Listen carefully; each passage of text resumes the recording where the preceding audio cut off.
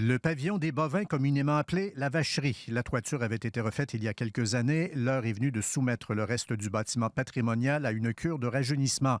L'an dernier, la Ville avait tâté le terrain avant de suspendre le projet. 6 millions de dollars, c'était trop dispendieux.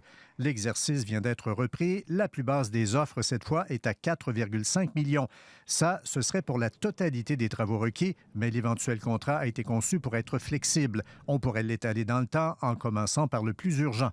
Dans ces besoins à court terme-là, on parle nécessairement de sécurité incendie, mise aux normes aussi pour tout ce qui a trait aux issues de secours, électricité, tout ça. Donc, ça ne coûtera pas nécessairement 4,5 millions.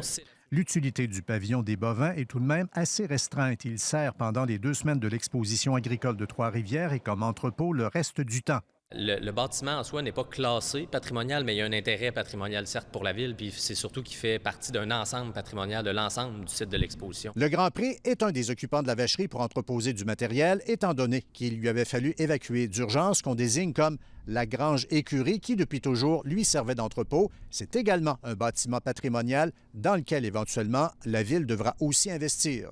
L'enjeu du pavillon des bovins se pose alors qu'un vaste plan de redéveloppement du parc de l'exposition est en gestation. Dans les derniers jours, on a aussi appris la fermeture de l'hippodrome Rideau-Carleton d'Ottawa et des risques que cela pouvait faire peser sur l'avenir de celui de Trois-Rivières. Or, sur la direction locale, il n'y a pas vraiment de crainte à entretenir à cet effet. Mais c'est sûr qu'il y a un impact, mais pas catastrophique. Un autre projet majeur est aussi en pourparlers sur le site, celui d'une surface synthétique au stade de baseball surmontée d'un dôme amovible pour pouvoir y jouer en hiver.